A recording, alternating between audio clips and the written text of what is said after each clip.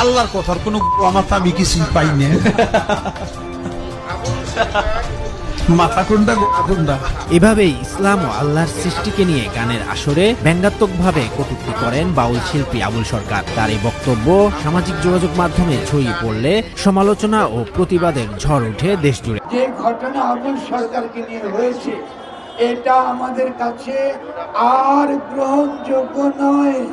আসসালামু আলাইকুম ভিউয়ার্স, দেশ ও দেশের বাহির থেকে যারা আমার ভিডিওটি প্লে করেছেন জানাচ্ছি আন্তরিক শুভেচ্ছা অভিনন্দন। আশা করি সবাই ভালো আছেন, সুস্থ আছেন, আলহামদুলিল্লাহ। তো ভিউয়ার্স, বাংলাদেশের একজন বাউল শিল্পী আল্লাহকে নিয়ে নানান ধরনের কটূক্তি করেছেন এবং করেছেন অশালীন কিছু মন্তব্য। 99% মুসলমানের দেশে এই বাংলাদেশের ভূমিতে, যেখানে শাহজালাল শাহপুরানের দ্বারা ইসলাম প্রতিষ্ঠিত হয়েছে, আল্লাহ পাকের রাজত্ব কায়েম হয়েছে, সেই জায়গায় একজন বাউল শিল্পী, এই ন্যূনতম ব্যক্তি আবুল সরকার নামে, তিনি আল্লাহকে নিয়ে কটূক্তি করার প্রতিবাদে তৌহিদি জনতা তাকে হেনস্থা করেছে। তাকে হেনস্থা করার প্রতিবাদে আবার কিছু মুসলিম জনতা রাজনৈতিক ইস্যুকে কেন্দ্র করে তারা এই তৌহিদি জনতার বিপক্ষে আজ মশাল মিছিল করছে ও আবুল সরকারের পক্ষে তারা বিভিন্নভাবে প্রতিবাদ করে যাচ্ছে। নাউজুবিল্লাহ। আসলে আল্লাহর অস্তিত্ব নিয়ে কটূক্তিকারী একজন, সে কখনোই মুসলিম হতে পারে না, সে একজন মুনাফিক এন্ড মুশরিক। এই মুশরিকের পক্ষে যারা থাকবে তারাও মুশরিক, সে হোক জাতীয় দলের বা সে হোক কোনো বড় দলের নেতৃত্ব বা যে কোনো ছোট দলেরই হোক না কেন। আসুন সর্বশেষ আমরা জানবো এই আবুল সরকার আল্লাহকে নিয়ে কি ধরনের কুরুচিপূর্ণ কথা বলেছিল, কি কারণে তৌহিদি জনতা তার উপরে আক্রমণ করেছে এবং আমাদের এই মুহূর্তে কোন পক্ষে লড়াই করা উচিত বা মনোসম্মতি দেওয়া উচিত, নয়তো বা আমাদের ঈমান চলে যেতে পারে। আসুন বিস্তারিত জানবো রিপোর্টে। সো ভিডিওতে যাওয়ার আগে ছোট রিকোয়েস্ট করবো, যারা চ্যানেলটি সাবস্ক্রাইব করেননি, সকল আপডেট সবার আগে জানতে অবশ্যই চ্যানেলটি সাবস্ক্রাইব করে পাশে রাখবেন। দর্শক আসুন স্ক্রিনে। মহারাজ আবুল সরকার, সে একজন সত্যিকার অর্থে সহজ সরল মনের একজন মানুষ। সেই মানুষটাকে তারা একমাত্র মাজারের পক্ষে আমরা কথা বলে থাকি, অলিয়া উলিয়ার গুণগান করে থাকি, সেই কারণটা তুলে ধরে তাকে গ্রেপ্তার করা হয়েছে। এই মিথ্যে অপবাদ যারা দেয়, আমরা আল্লাহকে নিয়ে কটূক্তি করি, ধর্ম অপমাননা করি, আমরা ধর্মের উপরে আঘাত হেনেছি। আমি জানতে চাই, গতকাল মানিকগঞ্জ আমার নিরীহ ছেলেদের উপরে যারা আঘাত করলো, মাথা ফাটাইলো, তারা আবার ফেসবুকে এসে, তারা আবার লাইভে এসে মুসল্লি তারা বলতেছে যে আমাদের উপরে পাউন্ডরা হামলা করছে। একটা পাউন্ড ধরে ধরে জবাই কর। তাহলে এত বড় দুঃসাহস, এত বড় কথা তারা কিসের ইন্ধনে আর কার শক্তিতে বলে? নির্দোষ মানুষকে শুধু শুধু জেল কাটাচ্ছে, গ্রেপ্তার করেছে। আরো আবুল সরকার সাহেবের নিঃশর্তে মুক্তি দান। আমরা ন্যূনতম চক্ষু লজ্জাটাও নাই আমাদের ওই পুরা ভিডিওটা দেখার।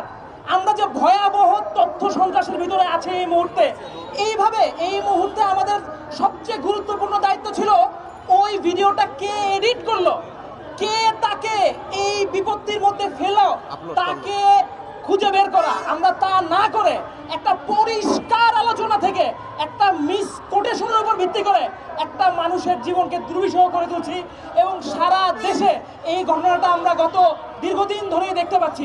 আমার মনে হয় এই মুহূর্তে প্রশাসনের 21 শতকে এসে এই মুহূর্তে প্রশাসন যদি এই জিনিসটাকে খেয়াল না করে যে একটা বক্তব্যের মিসকোটেশন হতে পারে, তাহলে কিন্তু আপনারা এই যে কবর থেকে তুলে এনে কাজী নজরুল ইসলামেরও বিচার করতে হবে, নাইলে খোদার আসন আরশ ছেদ করে যাওয়ার লাইন বের করে নিয়ে এসে আজকে আমরা নজরুলেরও মৃত্যুদণ্ড দাবি করতে পারি।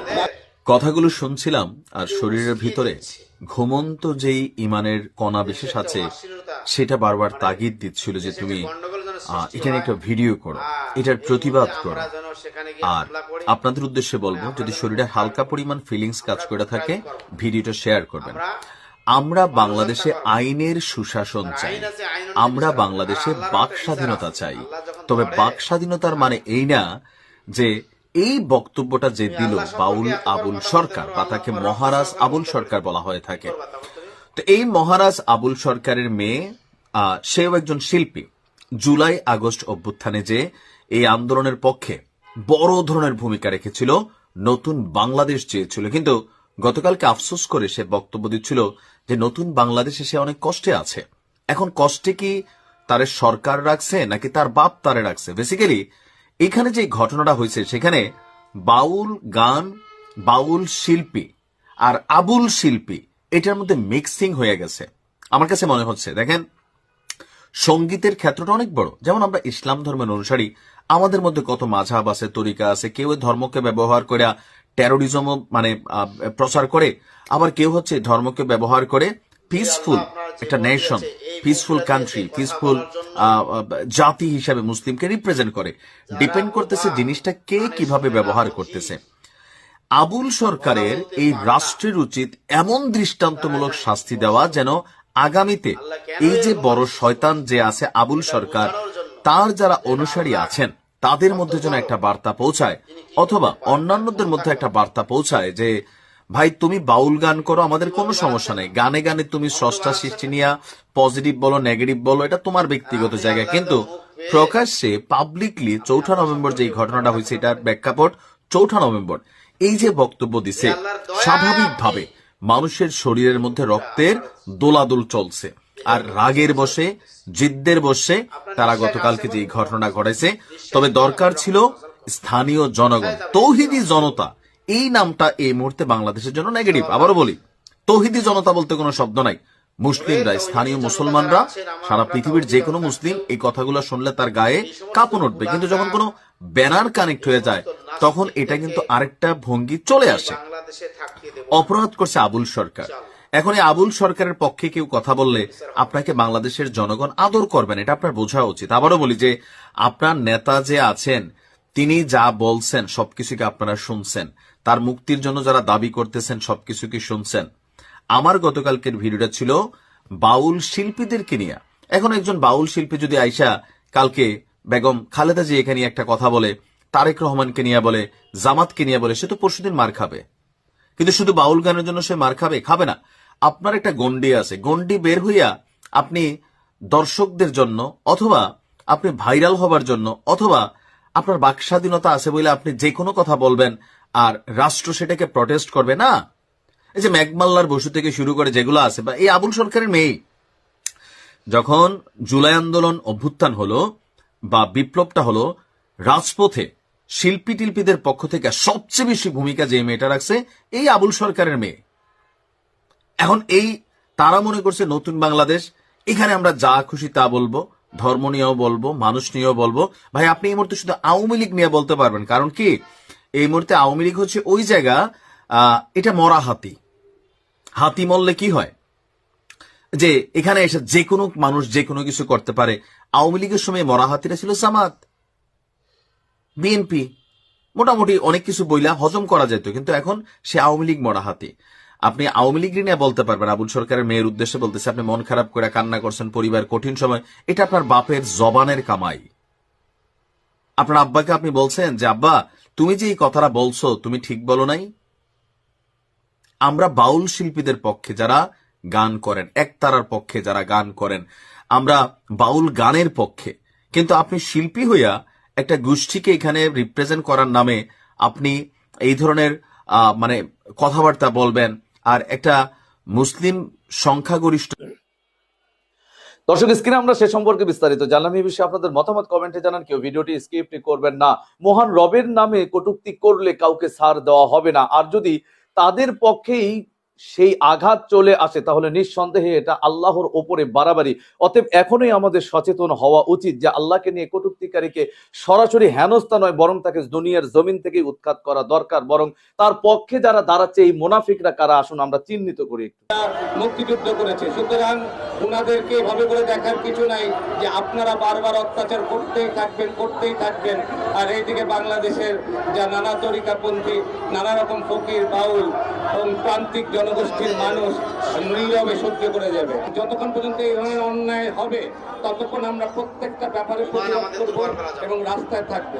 ওরা গেছে মামলা করতে, তাদের মামলা নেওয়া হয় না, অথচ যারা হামলা করছে তারা আবুল সরকারের ভক্তদের উপরে উল্টা মামলা করছে, সেই মামলা নেওয়া হয়েছে। এই যে বাংলাদেশের প্রশাসনের অবস্থা, সরকারকে অনুরোধ করছি যে পরিস্থিতি নিয়ন্ত্রণের বাইরে যাওয়ার আগে আপনারা যথাযথ ব্যবস্থা নেন। এবং আমাদের এখানে রাজনৈতিক যে দলগুলি আছে তারা ভোটের জন্য বিএনপি বলেন, জামাত ইসলাম বলেন এবং এনসিপি বলেন, কেউ মাজারে হামলা নিয়ে কোনো পরিষ্কার পজিশন নেয় নাই। তাদের ভোট হারানোর ভয়ে এটারও আমরা নিন্দা জানাই এই সমাবেশ থেকে। সেই দেশের মাটিতে আজ বাউল নিগৃহীত হয়, সেই দেশের মাটিতে আজ নৃত্যশিল্পী অবহেলিত হয়, সেই দেশের মাটিতে আজ শিল্পীরা ঘরে থাকতে পারেন না। আজকের থেকে লজ্জাজনক বিষয় আমাদের জন্য আর কিছু হতে পারে না। 30 লক্ষ শহীদের রক্তের বিনিময়ে অর্জিত যে স্বাধীনতা, সেই স্বাধীনতা একটি অসাম্প্রদায়িক বাংলাদেশের স্বাধীনতা। সেই স্বাধীনতা সকল ধর্ম, বর্ণ, পেশার মানুষের সহমর্মী হয়ে, সহযোগী হয়ে, একে অপরের হাতে হাত ধরে, কাঁধে কাঁধ রেখে একসঙ্গে মিলেমিশে ভালোবেসে সেই বাংলাদেশে থাকার, সেই বাংলাদেশের কথা। কিন্তু আজকে সেই বাংলাদেশ খণ্ড খণ্ড বিচ্ছিন্ন হয়ে যাচ্ছে। সেইটার কি কারণ আপনারা সকলে জানেন। যে জুলাই অভ্যুত্থান যে ফ্যাসিজমের বিরুদ্ধে গঠিত হয়েছিল, এই সকল আচরণ আবার সেই ফ্যাসিবাদকে আমাদের স্মরণ করিয়ে দেয়। এটাকেই ফ্যাসিবাদ বলা হয়, যে নিজের মতকে অপরের উপর জোর করে চাপিয়ে দেওয়ার যে প্রবণতা। তো একের পর এক যখন ঘটনা ঘটছে, এখানে বারবার প্রতিবাদ সমাবেশ হচ্ছে, আন্দোলন হচ্ছে, কিন্তু তার কোনো প্রতিকার হচ্ছে না। এই প্রেক্ষিতে দাঁড়িয়ে আমি বলতে চাই, বাংলাদেশের সকল বাউল ফকির, সাধু সন্ন্যাসী, সকল তরিকতপন্থী মানুষদেরকে আহ্বান করতে চাই, আপনারা যতদিন না পর্যন্ত রাজনৈতিকভাবে সংগঠিত না হচ্ছেন, ততদিন আপনাদের এই রকম ঘটনা থেকে। দর্শক, স্ক্রিনে আমরা সে সম্পর্কে বিস্তারিত জানলাম। সো ভিডিও এই পর্যন্ত। ভালো লাগলে লাইক এন্ড কমেন্ট করবেন। দেশের সকল আপডেট সবার আগে জানতে অবশ্যই চ্যানেলটি সাবস্ক্রাইব করে পাশে রাখবেন। দেখা হবে পরবর্তী ভিডিওতে ইনশাআল্লাহ। আসসালামু আলাইকুম ওয়া রাহমাতুল্লাহ।